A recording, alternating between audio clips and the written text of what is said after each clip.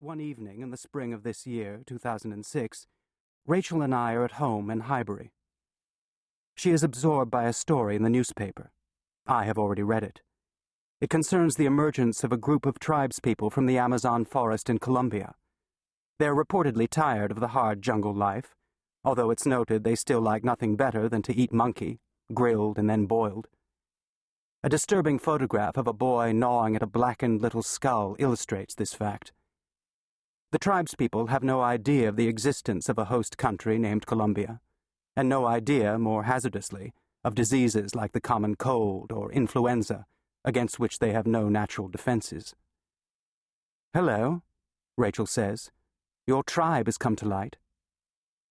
I'm still smiling when I answer the ringing phone. A New York Times reporter asks for Mr. Vandenbroek. The reporter says, "This is about Comrade Ramkissoon?" "Chuck," I say, sitting down at the kitchen table. "It's Chuck Ramkissoon." She tells me that Chuck's remains have been found in the Gowanus Canal. There were handcuffs around his wrists, and evidently he was the victim of a murder. I don't say anything. It seems to me this woman has told an obvious lie, and that if I think about it long enough, a rebuttal will come to me. Her voice says, "Did you know him well?" When I don't answer, she says, "It says somewhere you were his business partner." "That's not accurate," I say. "But you were in business together, right? That's what my note says." "No," I say. "You've been misinformed. He was just a friend." She says, "Oh, okay." There's a tapping of a keyboard and a hiatus. "So, is there anything you can tell me about his milieu?" "His milieu?" I say, startled into correcting her mooing pronunciation. "Well, you know, who he hung out with, what kind of trouble he might have gotten himself into. Any shady characters?" she adds with a faint laugh. "It is kind of unusual what happened." I realize that I'm upset, even angry. "Yes," I finally say, "you have quite a story on your hands." The next day, a small piece runs in the metro section. It has been established that Chuck Ramkissoon's body lay in the water by the Home Depot building for over 2 years, among crabs and car tires and shopping carts, until a so-called urban diver made a macabre discovery while filming a school of striped bass. Over the next week, there is a trickle of follow-up items, none of them informative.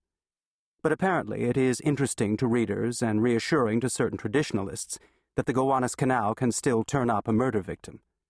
"There's death in the old girl yet," as one commentator wittily puts it. The night we receive the news, Rachel, in bed next to me, asks, "So who's this man?" When I don't immediately answer, she puts down her book. "Oh," I say, "I'm sure I've told you about him. A cricket guy I used to know. A guy from Brooklyn." She repeats after me, "Chuck Ramkissoon?" Her voice contains a detached note I don't like. I roll away onto one shoulder and close my eyes. "Yes," I say, "Chuck Ramkissoon." Chuck and I met for the first time in August 2002. I was playing cricket at Randolph Walker Park in Staten Island, and Chuck was present as one of the 2 independent umpires who gave their services in return for a $50 honorarium. The day was thick as a jelly, with a hot, glassy atmosphere and no wind, not even a breeze from the Kill of Cull, which flows less than 200 yards from Walker Park and separates Staten Island from New Jersey. Far away in the south was the mumbling of thunder. It was the kind of barbarously sticky American afternoon that made me yearn for the shadows cast by scooting summer clouds in northern Europe, yearn even for those days when you play cricket wearing 2 sweaters, under a cold sky, patched here and there by a blue tatter, enough to make a sailor's pants, as my mother used to say. By the standards I brought to it, Walker Park was a very poor place for cricket. The playing area was, and I am sure still is, half the size of a regulation cricket field. The outfield is uneven and always overgrown.